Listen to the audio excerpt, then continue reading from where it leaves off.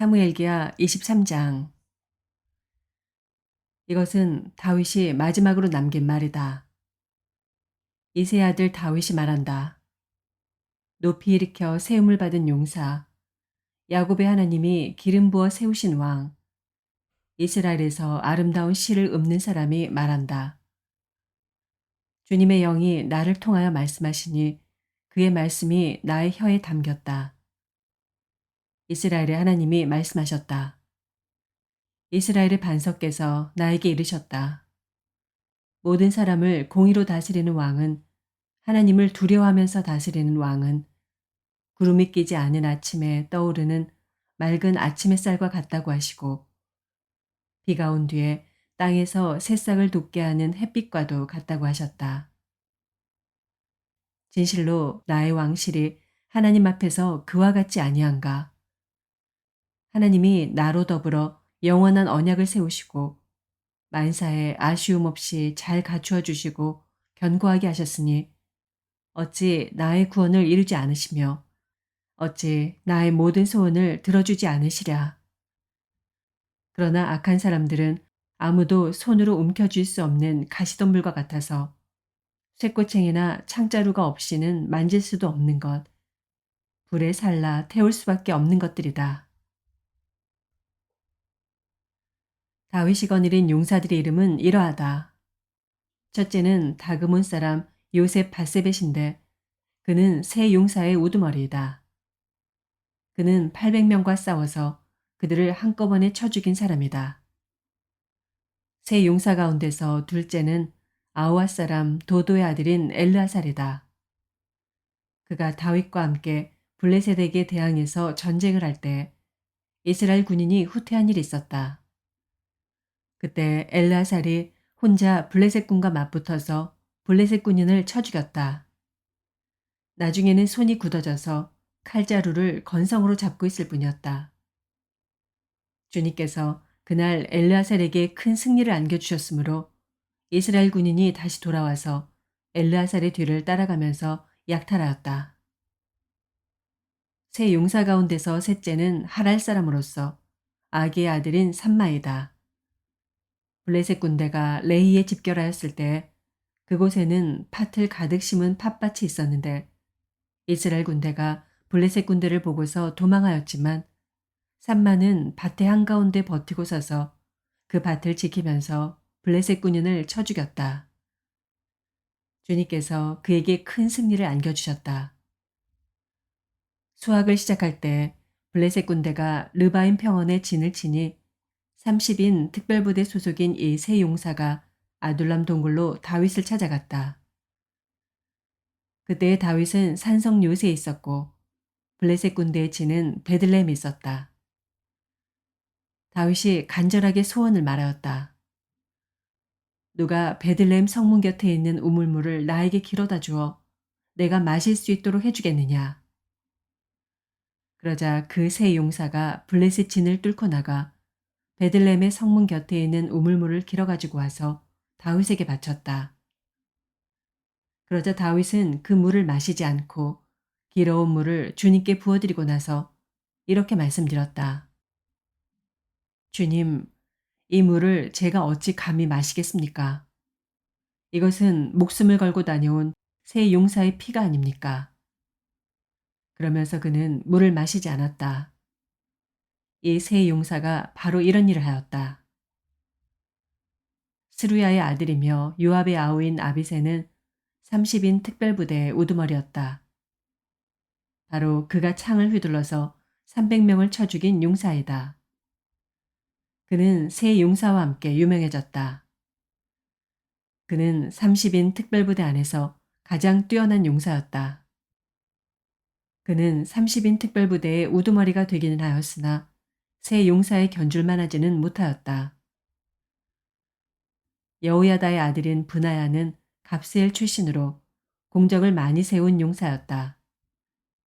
바로 그가 사자처럼 기운이 센 모압의 장수 아리엘의 아들 둘을 쳐 죽였고 또 눈이 내리는 어느 날 구덩이에 내려가서 거기에 빠진 사자를 때려 죽였다.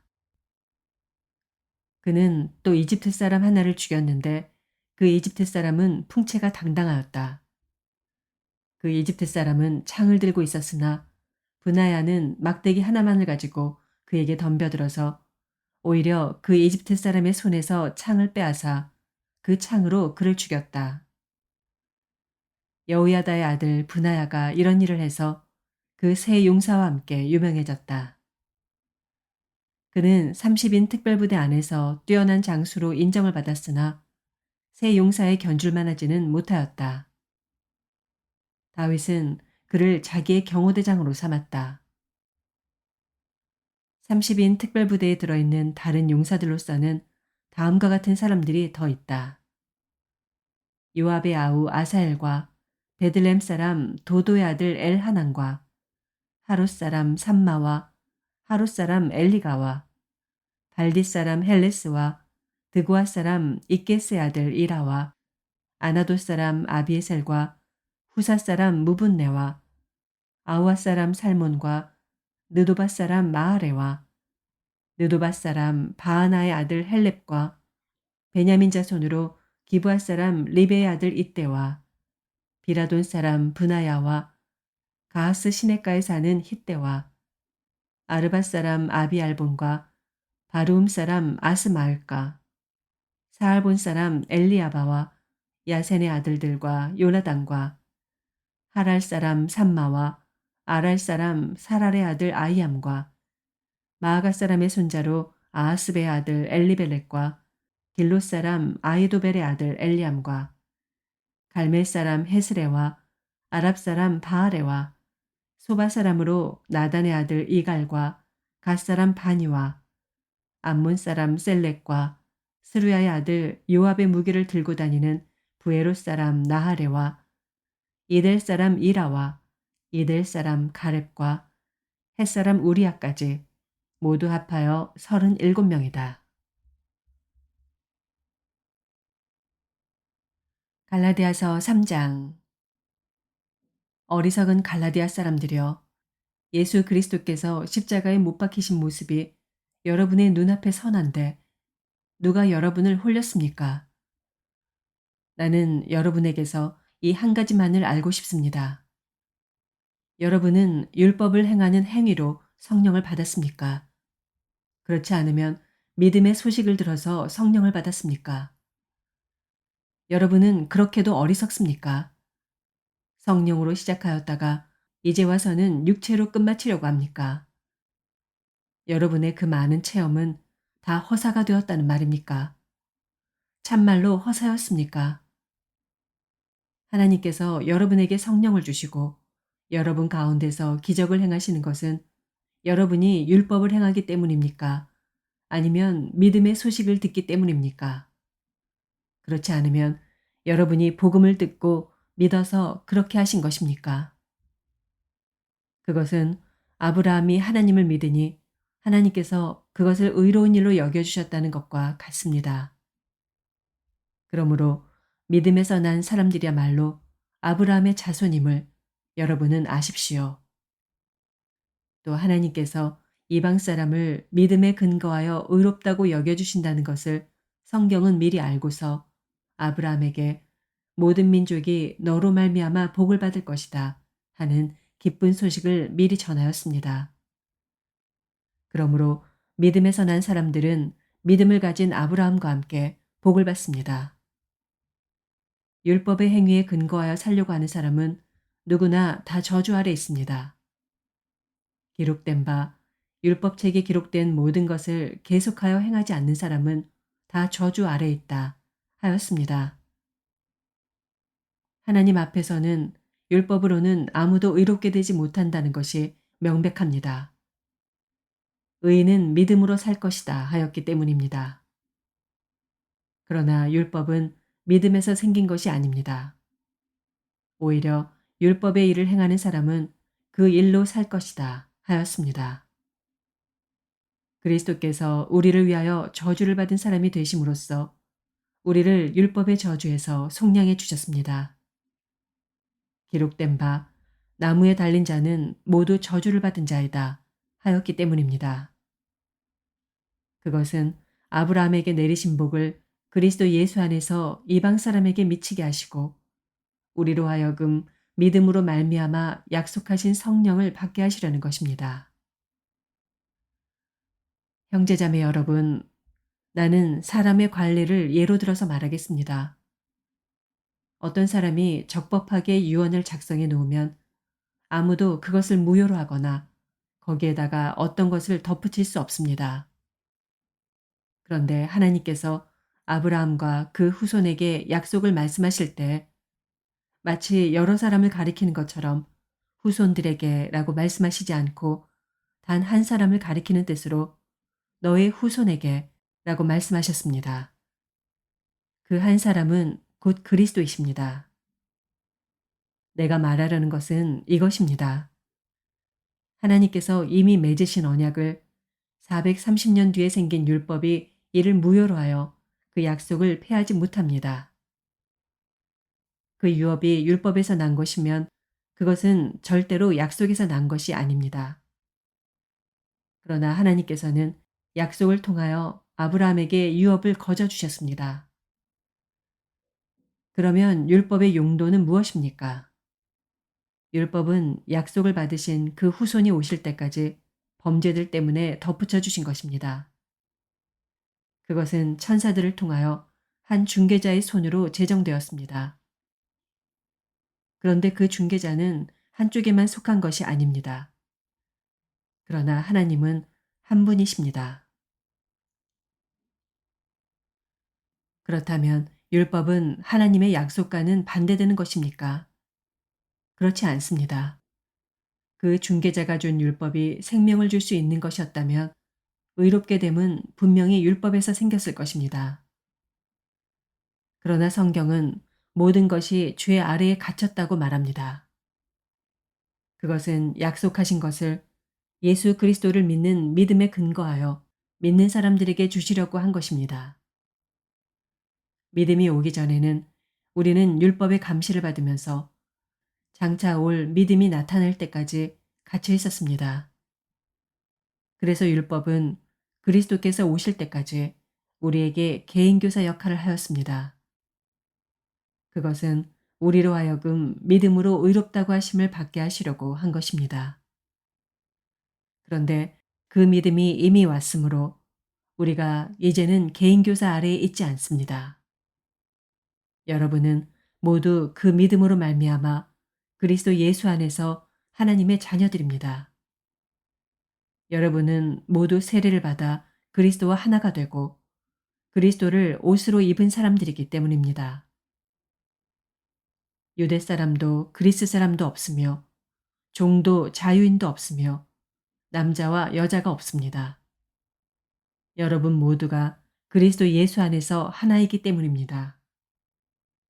여러분이 그리스도께 속한 사람이면 여러분은 아브라함의 후손이요 약속을 따라 정해진 상속자들입니다.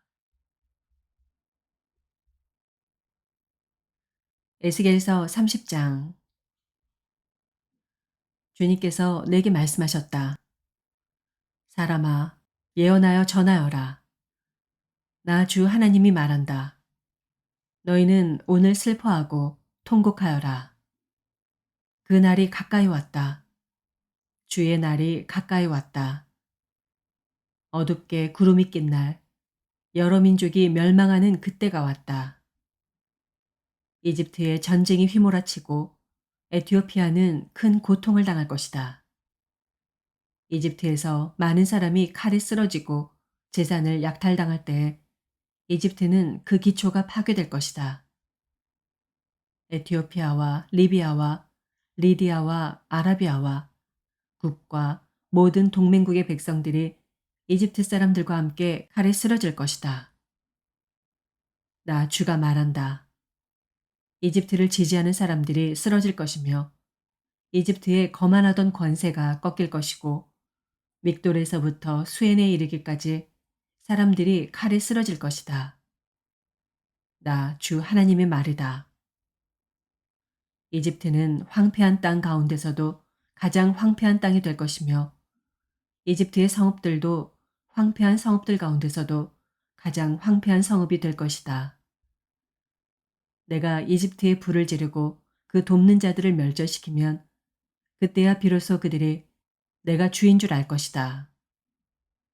그 날이 오면 내가 보낸 사자들이 배를 타고 가서 안심하고 있는 에티오피아 사람들을 놀라게 할 것이다. 이집트가 고통을 받는 바로 그날에 에티오피아 사람들이 고통을 당할 것이다. 정말 그 일이 닥쳐오고 있다. 나 주 하나님이 말한다. 내가 바빌로니아 왕 느부갓네살을 보내어 이집트의 무리를 없애버리겠다. 그 나라를 멸망시키려고 그가 민족들 가운데서도 가장 잔인한 군대를 이끌고 갈 것이다. 그들이 칼을 뽑아 이집트를 쳐서 칼에 찔려 죽은 사람들을 그 땅에 가득 채울 것이다. 내가 강을 마르게 하고 그 땅을 악한 사람들의 손에 팔아 넘기고 그 땅과 그 안에 풍성한 것을 다른 나라 사람이 황폐하게 만들게 하겠다. 나 주가 말하였다. 나 주 하나님이 말한다. 내가 우상들을 멸절시키며 멤피스에서 신상들을 없애버리겠다. 이집트 땅에 다시는 지도자가 나지 않을 것이다. 내가 이집트 땅을 공포에 사로잡히게 하겠다. 내가 상 이집트 땅을 황무지로 만들어버리고 소안에 불을 지르고 테베를 심판하겠다. 또 내가 이집트의 요새인 펠루시움에 내 분노를 쏟아붓고 테베의 무리들을 멸하겠다. 내가 이집트에 불을 지르면 펠루시움의 요새가 고통으로 몸부림칠 것이고 테베는 적에게 뚫릴 것이며 멤피스에는 날마다 적들이 쳐들어갈 것이다. 헬리오폴리스와 부바스티스의 젊은이들은 칼에 쓰러질 것이며 주민은 포로로 끌려갈 것이다. 내가 이집트의 권세를 꺾어버릴 때 드합네스는 대낮에 캄캄해질 것이다.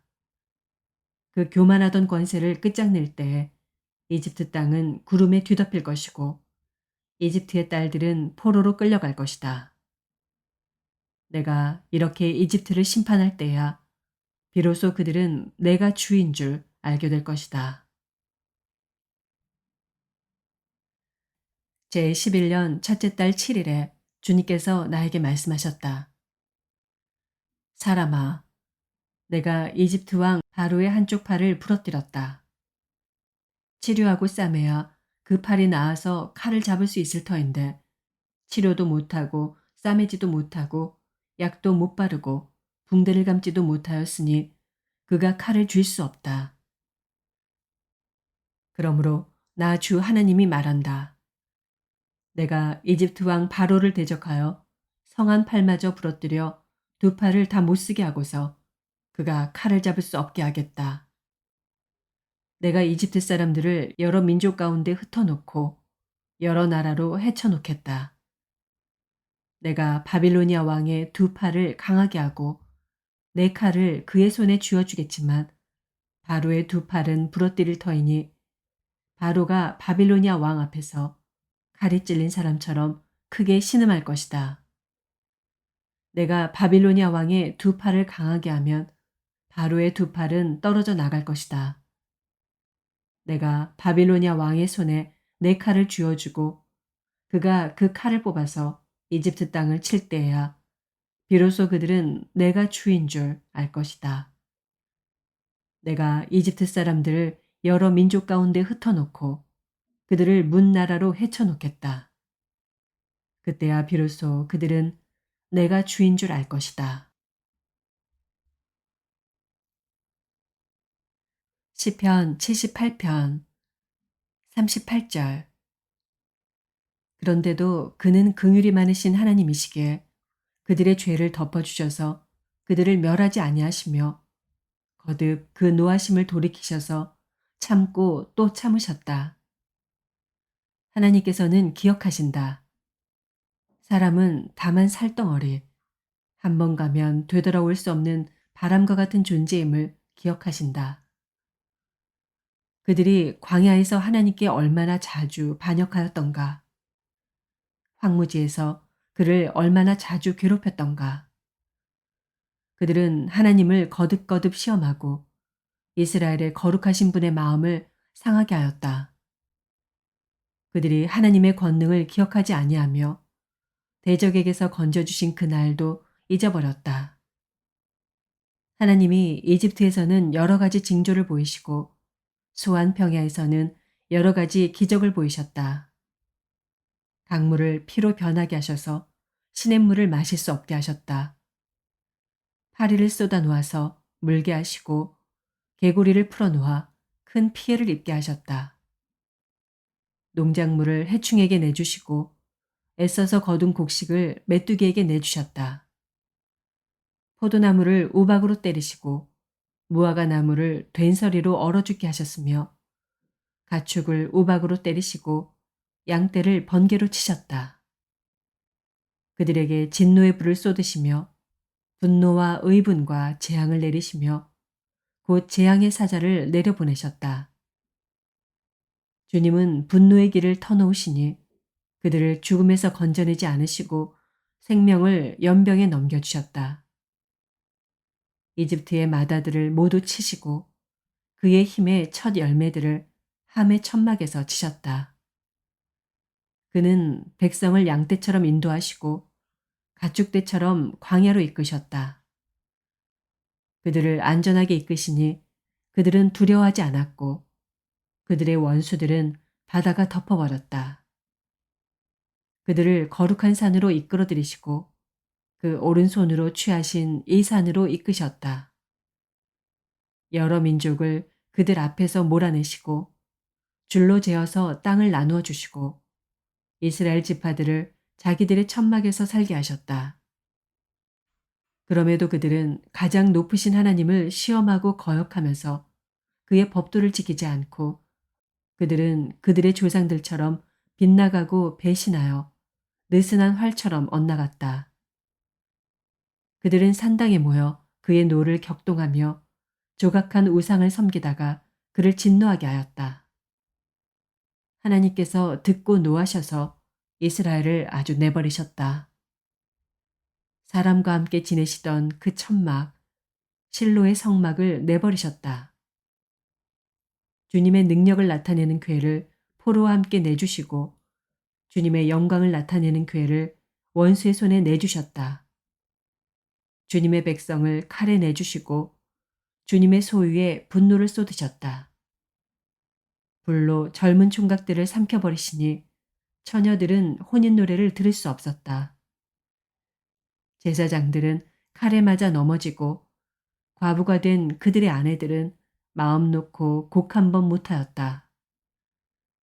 드디어 주님은 잠에서 깨어난 것처럼 분연히 일어나셨다. 포도주로 달아오른 용사처럼 일어나셨다. 원수들을 뒤쫓아가서 쳐부수시며 길이길이 그들을 욕되게 하셨다. 그리고 주님은 요셉의 장막을 버리시고 에브라임 지파도 선택하지 아니하셨다. 오히려 유다 지파만을 선택하셨으며 그가 사랑하신 시온산을 뽑으셨다. 그곳에서 주님은 주님의 성소를 높은 하늘처럼 세우셨다. 영원히 흔들리지 않는 터전 위에 세우셨다. 주님의 종 다윗을 선택하시되 양의 우리에서 일하는 그를 뽑으셨다. 암양을 돌보는 그를 데려다가 주님의 백성 야곱과 주님의 유산 이스라엘의 목자가 되게 하셨다. 그는 한결같은 마음으로 그들을 기르고 슬기로운 손길로 그들을 인도하였다. 아멘.